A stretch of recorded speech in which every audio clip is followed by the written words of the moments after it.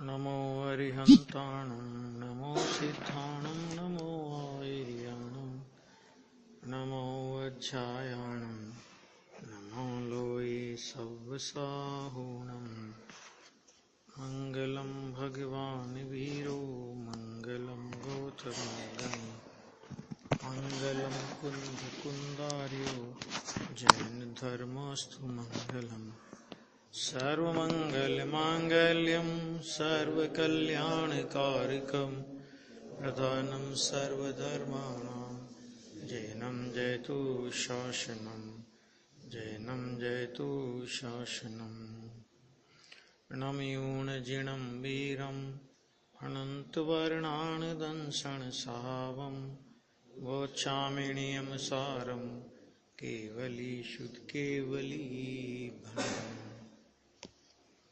अपनी 49 गाथा शुरू हुई थी, लेकिन थोड़ा सा एक कलश अभी अपन और देखते हैं एक बार। ये बहुत अच्छा कलश है, 72 कलश फिर से लीजिए एक बार। 48 गाथा की टीका पूर्ण करते हुए टीकाकार ने जो कलश लिखा था, शुद्ध अशुद्ध की विकल्पना है ना, इसको फिर से दोहरा लेते हैं। शुद्ध अशुद्ध की जो विकल्पना वह मिथ्या दृष्टि को सदैव होती है ना। गुरुदेव का पढ़ना चाह रहा हूं मैं इसमें, तो जरा वो कारण कार्य निकालो।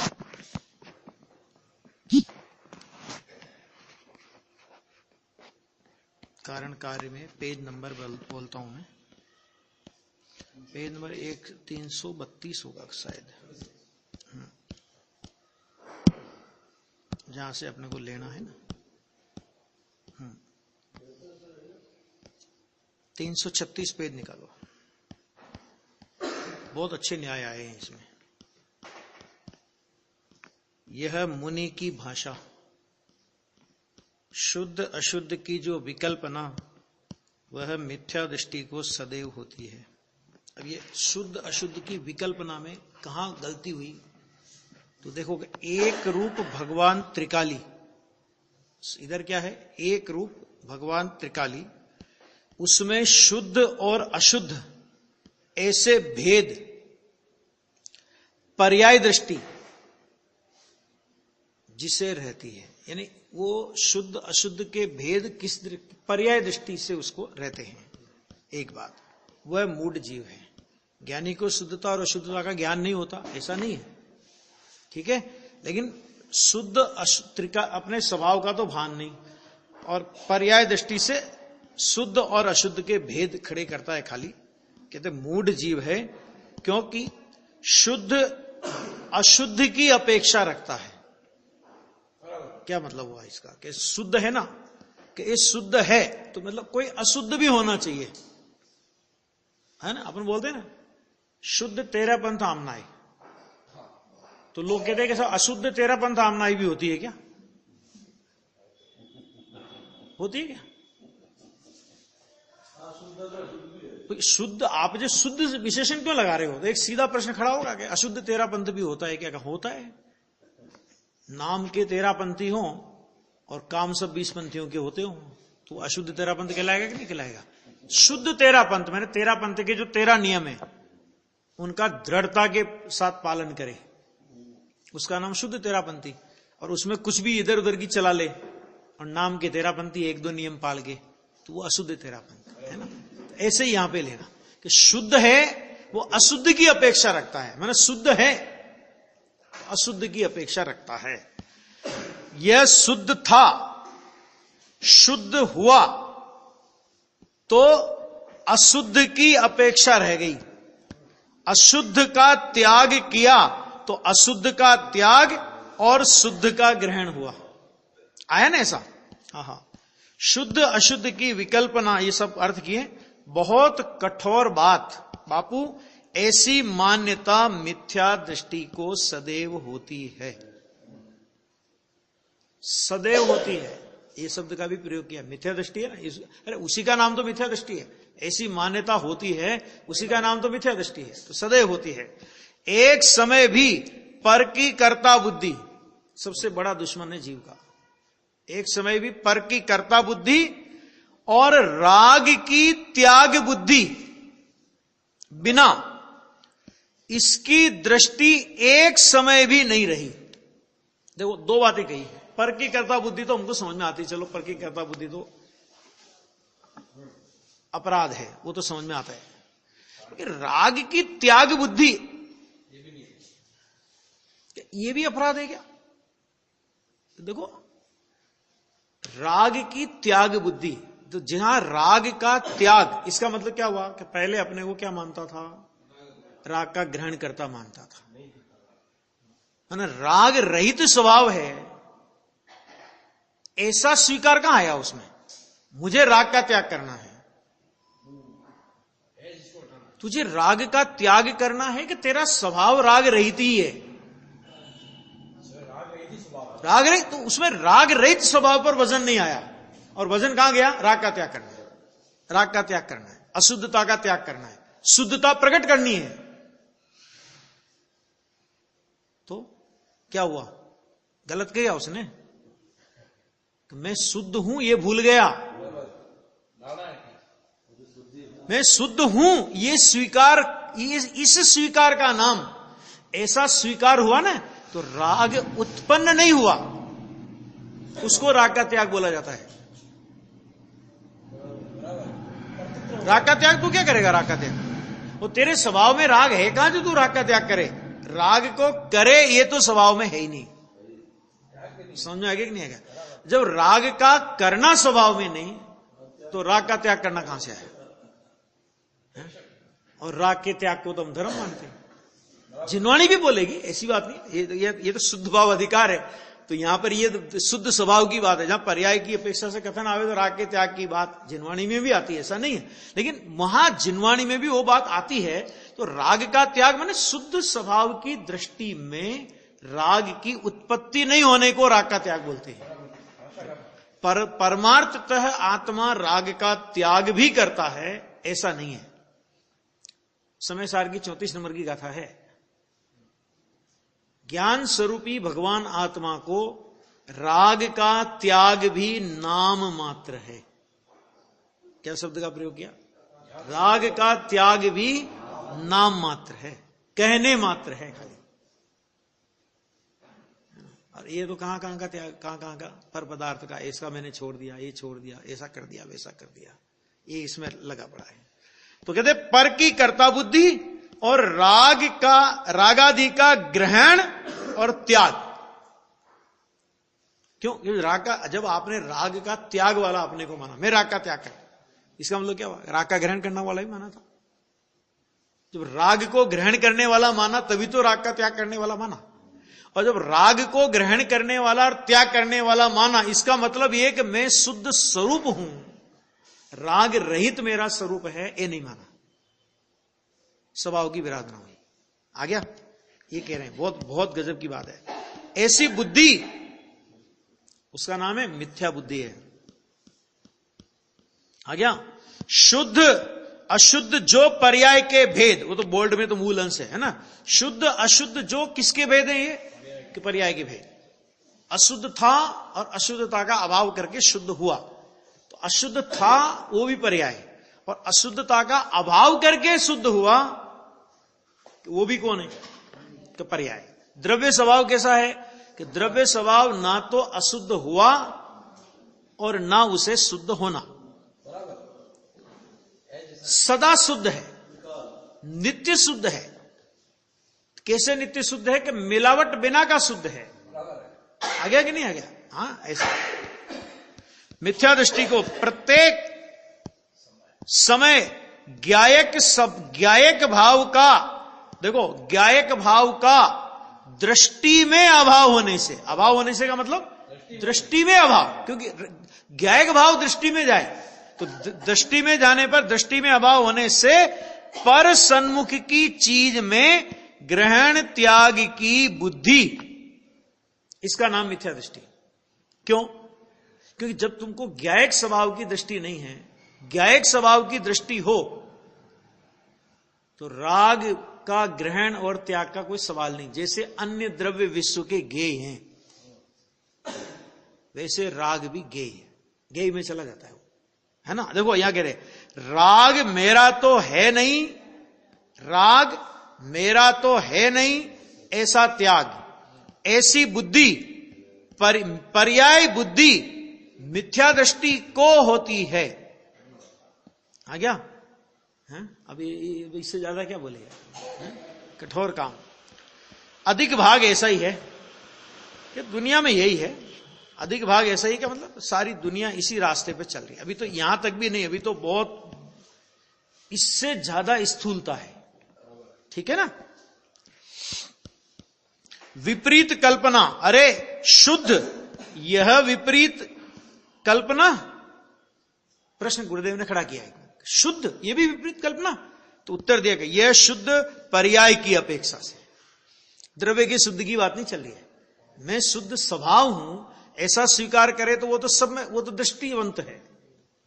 ये कहां खड़ा रह करके बात कर रहा है? द्रव्य की बात भी करता है तो पर्याय में खड़ा रह करके करता है। कहां खड़ा रह के बात करता है? द्रव्य की बात भी पर्याय में खड़ा रह के करता है भला आदमी। आ गया? हाँ, यह अधिकार शुद्ध भाव अधिकार है। शुद्ध भाव का मतलब क्या क्या किया था अपन ने? शुद्ध भाव का मतलब क्या है? शुद्ध भाव माने त्रिकाली। देखो, यह शुद्ध भाव पर्याय की बात नहीं है। एक होती है, देखो नियम सार में है ना, नियम सार में भी 3 तरह के शुद्ध भाव की चर्चा आएगी। एक ये शुद्ध भाव की चर्चा चल रही है ना, और उसके बाद 77 नंबर की गाथा से परमार्थ प्रतिक्रमण अधिकार से लेकर के लास्ट तक शुद्धोपयोग अधिकार आएगा। तो उसमें भी शुद्ध पर्याय की चर्चा आएगी। शुद्ध पर्याय 2 तरह की, एक मोक्ष मार्ग रूप शुद्ध पर्याय और एक मोक्ष रूप, यानी एक मार्ग रूप शुद्ध पर्याय और एक मार्ग के फल रूप शुद्ध पर्याय। लेकिन उन सब का आधार कौन है? कि शुद्ध त्रिकाल। ये शुद्ध पर्याय यहां जो इस अधिकार में है ना, कि ये शुद्ध पर्याय की बात नहीं है, नित्य शुद्ध की बात है। नित्य शुद्ध माने अनादि अनंत शुद्ध की बात है। सादी शांत शुद्ध की बात नहीं और सादी अनंत शुद्ध की बात नहीं। 3 तरह के शुद्ध हो गए अपने सामने अभी, काल की अपेक्षा लो तो। एक होता है अनादि अनंत शुद्ध, एक होता है सादी शांत शुद्ध, और एक होता है सादी अनंत शुद्ध। जो सादी अनंत शुद्ध है वो पूर्ण शुद्ध निर्मल पर्याय की बात है। सादी शांत शुद्ध है वो अपूर्ण शुद्ध निर्मल पर्याय की बात है। एक मार्ग है और एक मार्ग फल है, और दोनों व्यवहार नहीं का विषय। बराबर? दोनों किस नए का विषय?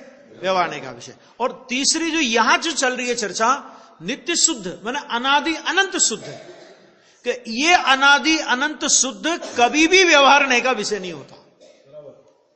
क्यों नहीं होता? क्योंकि ये किसी का अभाव करके शुद्ध हुआ नहीं है, होने वाला व्यवहार नहीं का विषय होता है, और जो है वो परमार्थ का विषय होता है। क्योंकि होने वाला अभी है, पहले नहीं था। पहले नहीं था, अभी नया हुआ है। तो जो पहले नहीं था नया हुआ, या नया हुआ पहले नहीं था, कि वो सब व्यवहार नहीं का विषय। ठीक है? उसमें साधक दशा की शुद्ध पर्याय हो चाहे साध्य दशा की शुद्ध पर्याय हो, और जो त्रिकाल शुद्ध है, नित्य शुद्ध है, सहज शुद्ध है, इसको दूसरी भाषा में कहें तो ये निरपेक्ष शुद्ध की बात है। कैसी बात है ये? निरपेक्ष शुद्ध माने जिसमें कर्म के अभाव होने से शुद्ध हुआ, ऐसी अपेक्षा नहीं आती। कर्म के अभाव, सद्भाव का तो सवाल ही नहीं, कर्म के अभाव की भी जिस शुद्ध को अपेक्षा नहीं। और वो जो शुद्ध है सादी शांत वाला और अनादि शांत सादी अनंत वाला जो शुद्ध है, वो कैसा शुद्ध है? कि उसमें कर्म के अभाव की अपेक्षा आती है, यानी वो निरपेक्ष शुद्ध नहीं है। वो कैसा है? सापेक्ष शुद्ध है। और ये कैसा शुद्ध है? निरपेक्ष शुद्ध है। अब तीसरी बात, ये निरावरण शुद्ध है। ये जो त्रिकाली शुद्ध भाव है ना, ये कैसा है? कि ये निरावरण शुद्ध है, मैंने इस पे अशुद्धता का आवरण आया हो और उस आवरण को हटाया हो, ऐसा नहीं है। आवरण आया ही नहीं। और वो जो प्रकट शुद्धता है कि वो आवरण संयुक्त है, 41 नंबर की गाथा, जिसके लिए वहां पे कहा, क्या कहा? पूर्वोक्त 4 भाव आवरण संयुक्त होने से मुक्ति का कारण नहीं है, आवरण संयुक्त। चौथी बात, जो ये शुद्ध है वो स्वद्रव्य है। अब सुनो, अब बहुत थोड़ी कठोर बात है कि ये जो शुद्ध है ये स्वद्रव्य है, और प्रकट शुद्धता सादी अनंत अथवा सादी शांत जो शुद्धता है कि तो वो परद्रव्य है। आ गया? क्यों? जीवादि 7 तत्वों का समूह परद्रव्य होने के कारण वास्तव में उपादेय नहीं है। तो समर निद्रा मोक्ष को परद्रव्य कहा था कि नहीं कहा था? कोई नई बात नहीं आ रही है, वही बातें हैं जो पहले आ चुकी, तरीका अलग है। वो स्वद्रव्य है, त्रिकाली शुद्ध स्वद्रव्य है, प्रकट शुद्धता परद्रव्य है ना? तो अब अशुद्धता भी परद्रव्य, अब ध्यान से सुनना जरा, अब थोड़ा न्याय दूसरा, अशुद्धता भी परद्रव्य और शुद्धता भी, प्रकट शुद्धता भी परद्रव्य। तो शुद्ध और अशुद्ध की विकल्पना में जो पड़ा है वो किसके विचार में पड़ा है? सीधी सी बात हो गई कि वो परद्रव्य के विचार में पड़ा है, और परद्रव्य के विचार में पड़ा, उसे वीतरागता प्रकट होगी कि राग होगा, राग होगा। आया? इतने न्याय समझना पड़ेंगे इसमें, है ना? कितना आचार्य को, कोई भी इतना, कोई ऐसा कलश, पहले वो कलश के 71 नंबर का कलश कह करके आए, और फिर तुरंत 72 नंबर के कलश में वो बात उन्होंने ली। तो उस बात में कितनी गंभीरता है, समझ में आ गया ना? बहुत जिज्ञासा भाव से सुनने जैसा विषय है ये, कितनी गंभीरता है। आ गया? और आगे लो, अभी बहुत न्याय है कि ये जो त्रिकाली, ये जो शुद्ध त्रिकाली शुद्ध है, ये अंतः तत्व है। क्या कहा? अंतः तत्व है। और सादी अनंत शुद्ध और सादी शांत शुद्ध, ये बहिर्तत्व है। सादी अनंत और सादी शांत मान मोक्ष मार्ग रूप और मोक्ष रूप शुद्धता, ये बहिर्तत्व है। और आगे लो, त्रिकाली शुद्ध उपादेय है, आश्रय योग्य है। सादी अनंत शुद्ध और सादी शांत शुद्ध है ये, है ये। मैं थोड़ी कह रहा हूं भैया, सब आचार्य कह चुके हैं पहले, अपनी तो दम नहीं है। जब तक आचार्य की वाणी सामने नहीं हो और गुरुदेव का स्पष्टीकरण सामने नहीं हो, तब तक बोलने की हिम्मत नहीं होती है। और इनका स्पष्टीकरण सामने हो तो फिर सारी दुनिया एक तरफ हो, फिर चिंता नहीं होती है। ये स्पष्ट है ना? कहा कि नहीं कहा? अच्छा बताओ, पहले उपादेय है की बात कही कि नहीं कही, स्वद्रव्य परद्रव्य की बात कही कि नहीं कही, ये सब आ चुकी ना चर्चा पहले। अंतर तत्व बहिर्तत्व की चर्चा आ गई कि नहीं आ गई? अच्छे शब्दों में ये कहते हैं उपादेय नहीं है। वो पद्म प्रमलधारी देव की मीठी शैली में कहते हैं उपादेय नहीं है, कुंद आचार्य की कड़क शैली में कहते हैं है। और ये प्रयोग उन्होंने 38 गाथा में किया, गुरुदेव ने स्पष्टीकरण भी किया था। क्या? देखो, उपादेय नहीं है ऐसा कहो, चाहे है ऐसा कहो, लेकिन है ऐसा कहने में थोड़ा हथौड़ा पड़ता लगता है। कह रही मोक्ष भी है, संवर निर्जरा भी है। अभी तक तो हम सुनते थे कि पुण्य को ही है कहते हैं, आश्रवबंध में पुण्य, उसमें भी खास तौर से, है ना? कि ये संवर निर्जरा मोक्ष भी है कि जिसका आश्रय करने से नवीन शुद्धता की उत्पत्ति ना हो, वो सब है। और जिसका आश्रय करने से नवीन शुद्धता की उत्पत्ति हो, वो वस्तु उपाधि।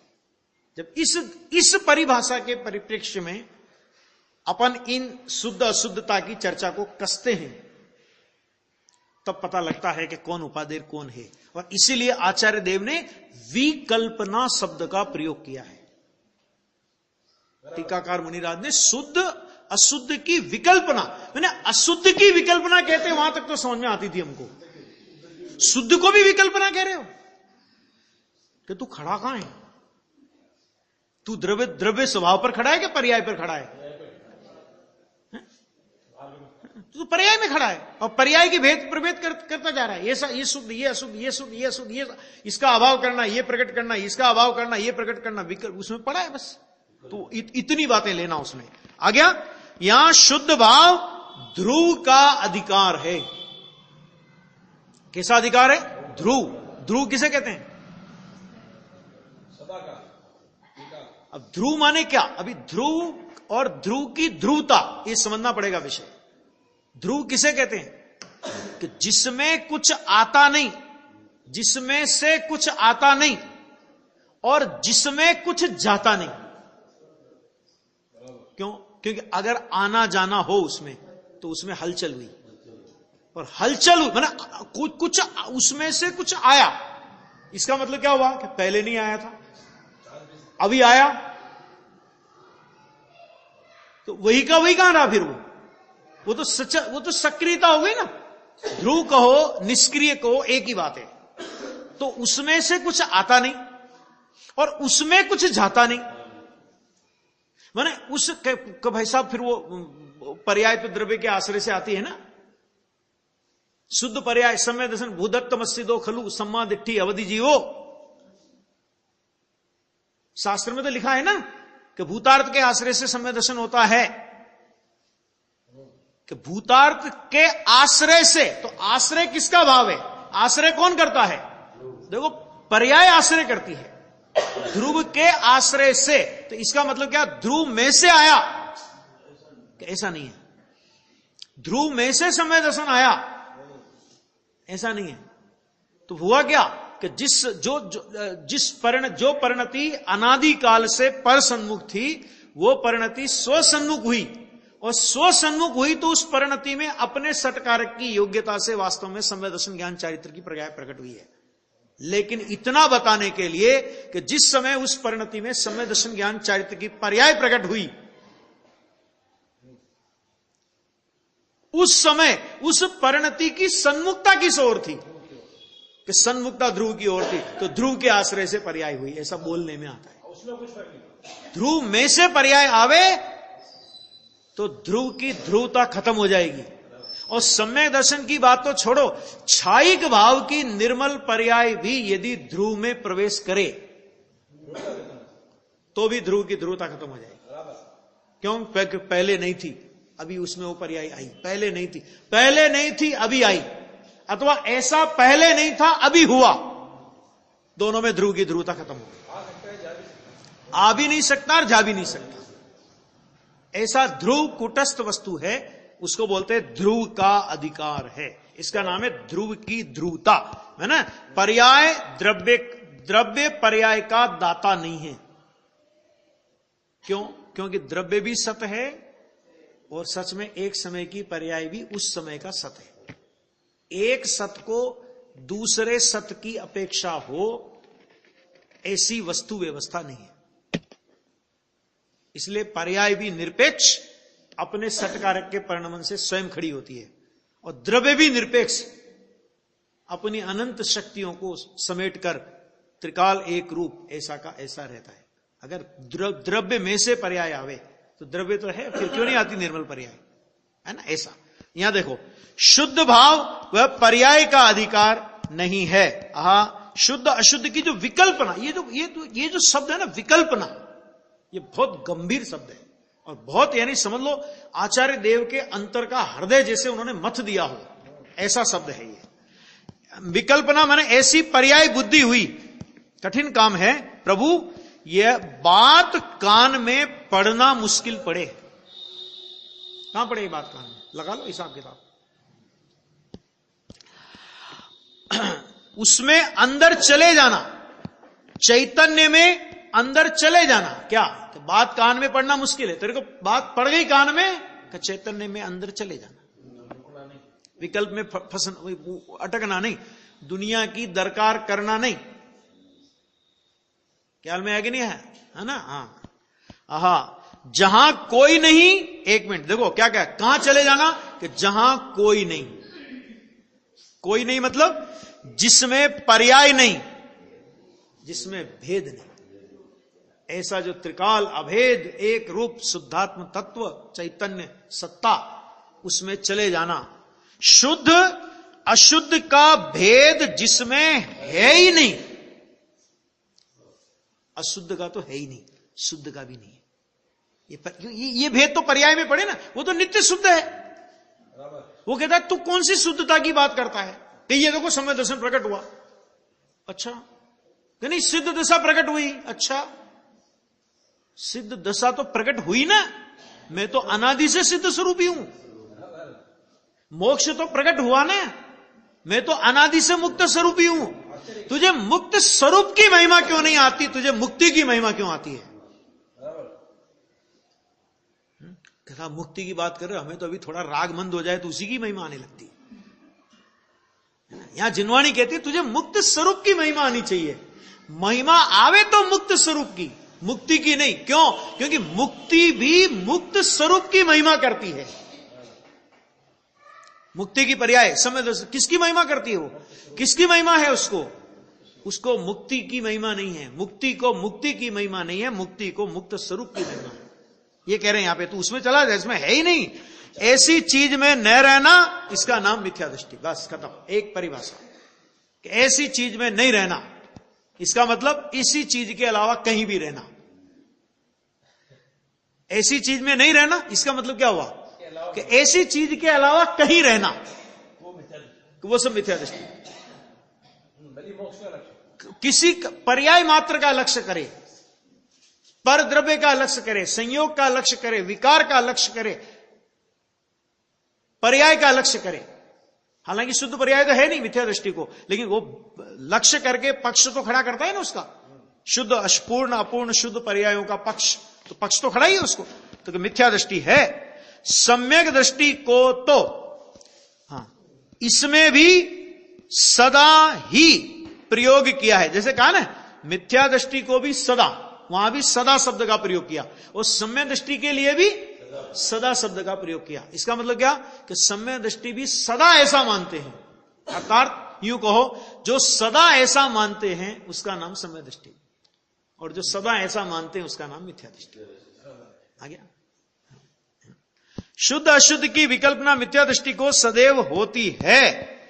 क्षण में और पल में पर का त्याग ग्रहण, यह बुद्धि अज्ञानी को सदा निरंतर रहती है। मैं पर का ग्रहण में तो यहां तो गुरुदेव ने बात ही राग से उठाई है। क्यों?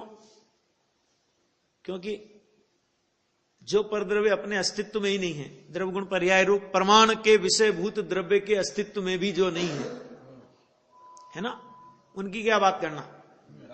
राग से यहां पे राग का त्याग करूं, कि तू स्वभाव को तो देख पहले, राग का त्याग करूं, राग का ग्रहण किया क्या? त्यागोपादान शून्यत्व है ऐसा।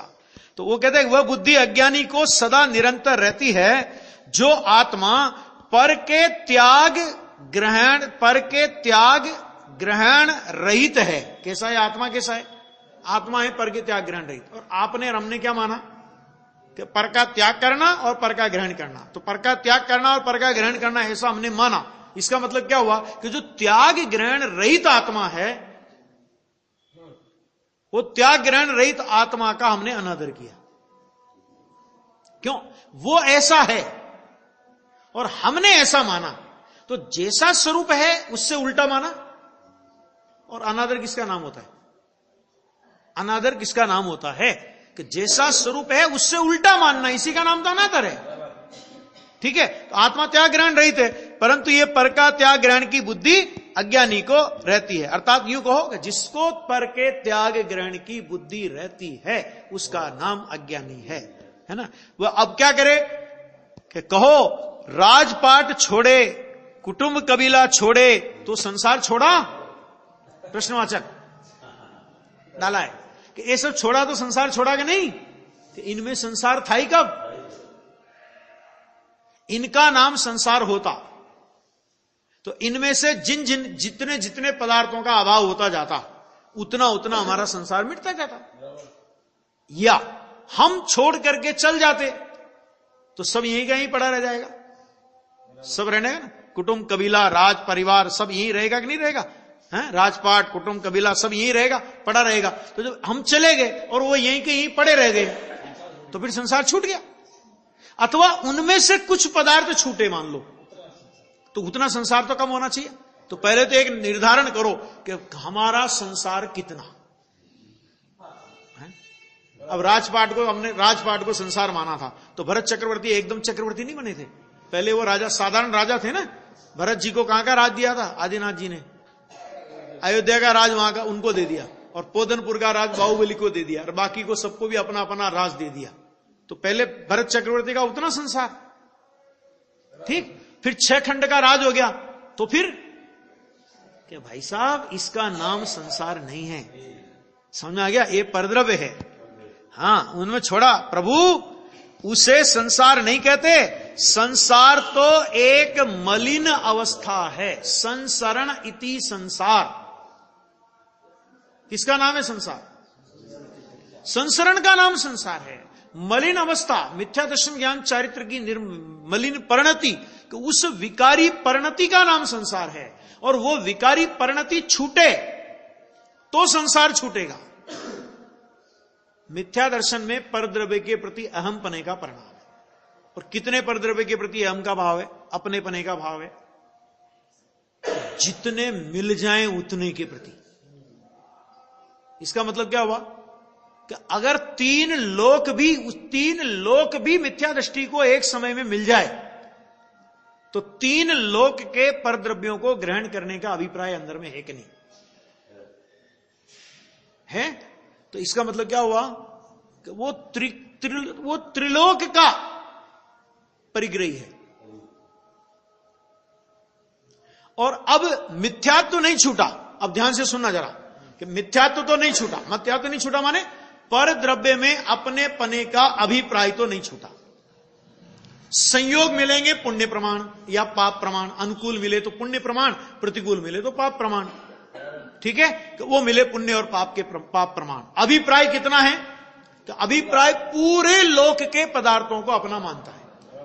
और इसका प्रमाण है, अभी यहां आए तो इस शरीर को अपना मानते हैं, यहां से छोड़ के गए तो जो मिलेगा उसको अपना मानेंगे। क्यों? क्योंकि यहां से जहां से छोड़ के यहां आए पहले उनको अपना मानते थे। ठीक है, बराबर है कि नहीं? अनादि काल से भव के बिना तो एक समय रहा नहीं। तो जिस भव में जो संयोग बाहर के दिखे उन संयोगों में अपनापन किया। इसका मतलब क्या हुआ कि आगे भी जो संयोग मिलेंगे, जब तक मिथ्या दृष्टि है तब तक उनमें अपनापन करता रहेगा। इसका मतलब क्या हुआ कि त्रिकालवर्ती और त्रिलोकवर्ती सभी संयोगों में अपनापन का अभिप्राय, इसका नाम मिथ्यात्व का महापाप। ठीक है, अब हमने क्या किया कि बाहर का परिग्रह छोड़ दिया। तो बाहर का परिग्रह छोड़ दिया माना कसाई की मंदता की और कुछ संयोग हमारा छूट गया, और हमने क्या माना? कम अपरिग्रही हो गए। तो जिनवाणी कहती है अपरिग्रही नहीं हुए तुमने और परिग्रह बढ़ा लिया। कि क्या गजब बात कर रहे हो, हमने तो छोड़ा है, तुम कह रहे हो बढ़ा लिया। कि देखो पहले तो एक ही धुन रहती थी कि सब परिग्रह मेरा है, मैं इसका मालिक हूं। और अभी क्या एक और शल्य और हमने घुसा ली, क्या कि मैंने ये सब छोड़ दिया है। आ गया? तो पहले ग्रहण के मालिक बने थे, अब छोड़ने के मालिक बने। मालिकपना कहां छूटा ये बताओ? मालिकपना तो नहीं छूटा ना, है? तो उसी का नाम महापरिग्रह। तो अब दुनिया देख रही है कि बाहर में संयोग कुछ नहीं है, और जिनवाणी कहती है महापरिग्रही है।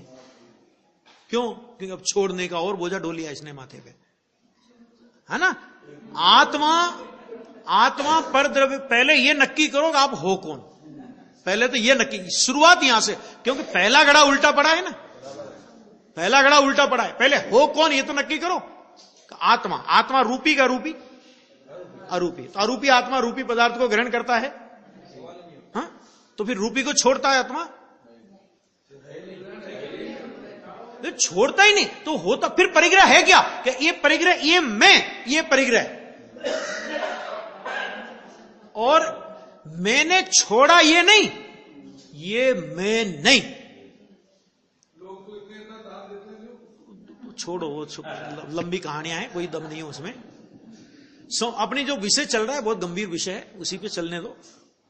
क्या कहा कि उसमें मैंने छोड़ा, ध्यान से सुनना, मैंने छोड़ा, इसमें परद्रव्य के स्वामित्व का अभिप्राय नहीं मिटा। क्या कहा? ध्यान से सुनना। और ये मैं नहीं, ये मैं नहीं, तो परद्रव्य के स्वामित्व का अभिप्राय टूट गया। ये दोनों बिगड़ी है, ये दोनों में बिगड़ी हुई। हाँ, उसमें ग्रहण करने वाला बनता है, इसमें त्याग करने वाला बनता है।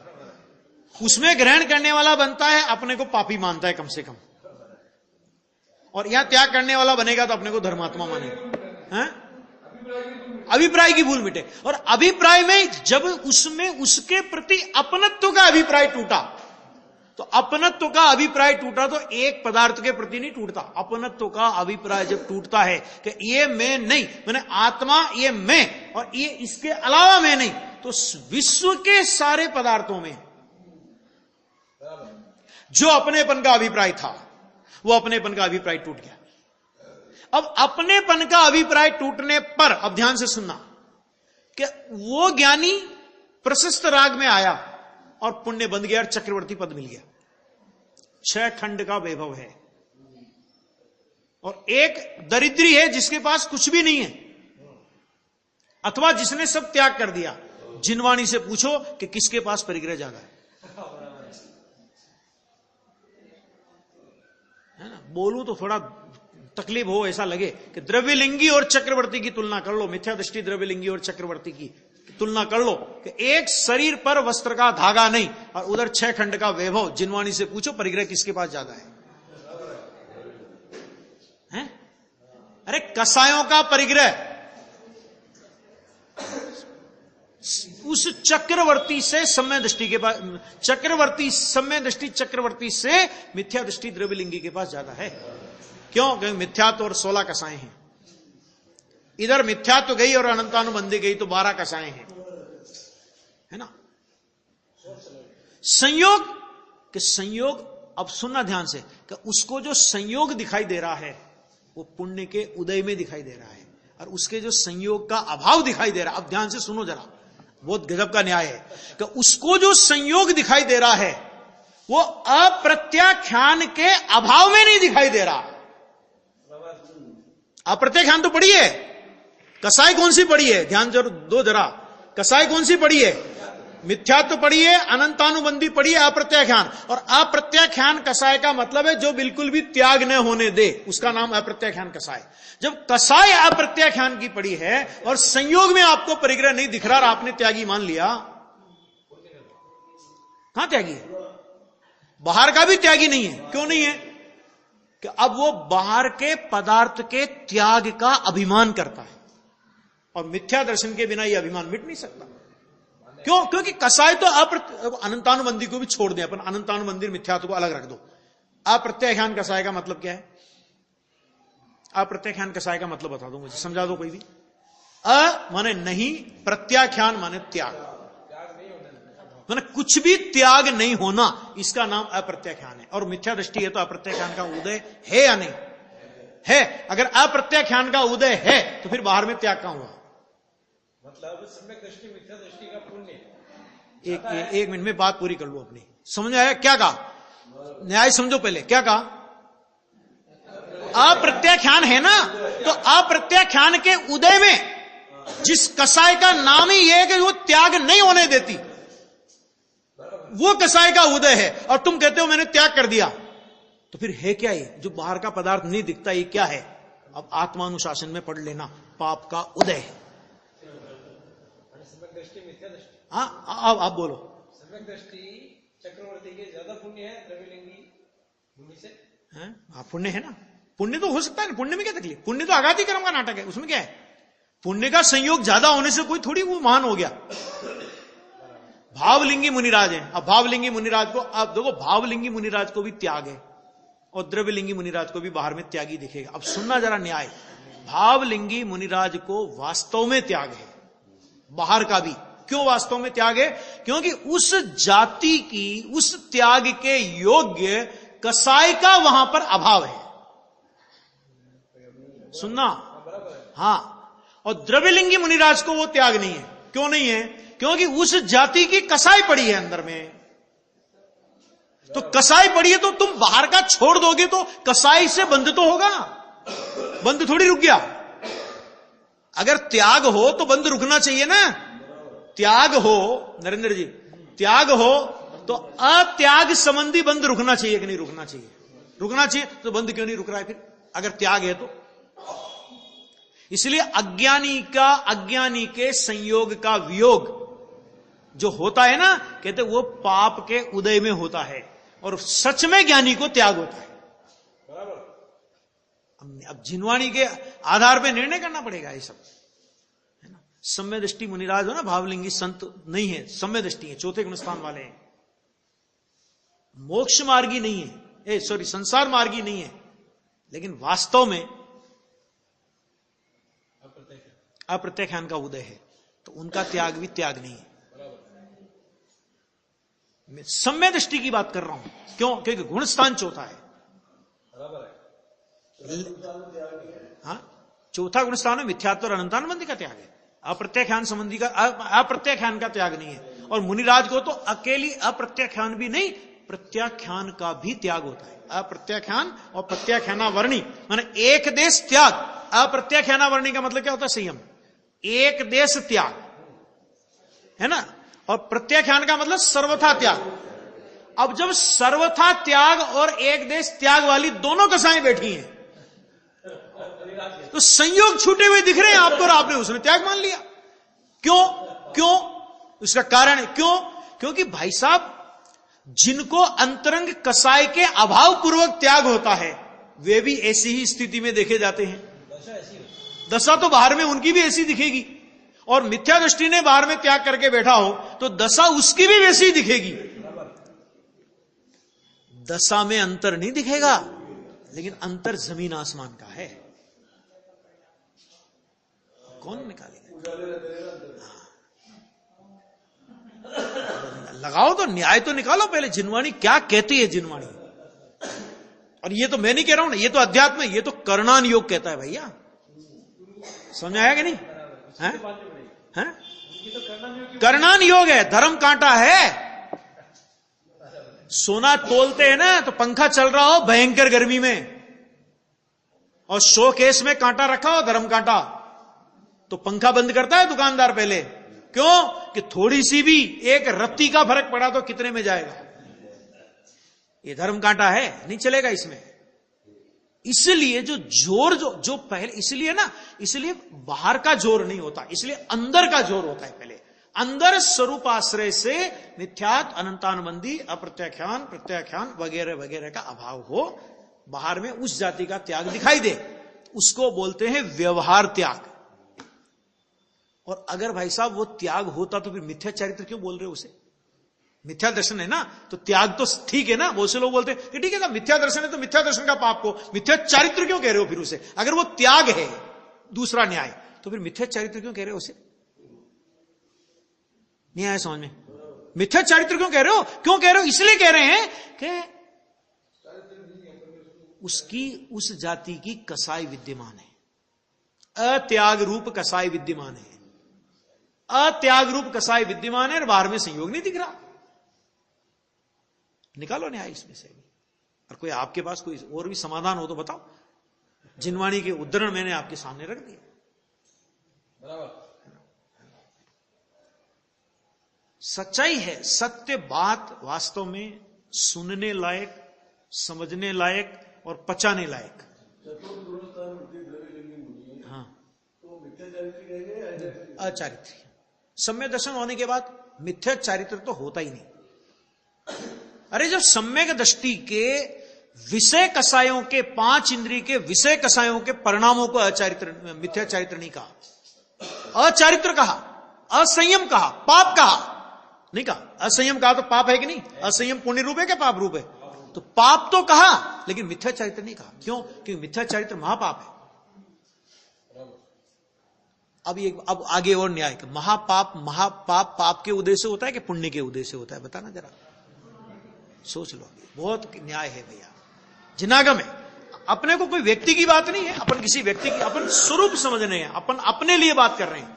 आपके अपनी नजर में मैं ये इसलिए ये संवेदनशील विषय है कि ये बोलते लोग कहते हैं फलाने की बात करें, उनकी बात, किसी की बात नहीं कर रहे। ऐसा हम लोगों ने अनंत बार अनंत भवों में किया है। अपन अपना इतिहास दोहरा रहे हैं और भविष्य में ऐसा इतिहास हमारे जीवन में नहीं बने, ऐसी भावना भा रहे हैं। दूसरे किसी की बात, कोई बात नहीं है यहाँ पे, ठीक है ना? शेष चर्चा कर।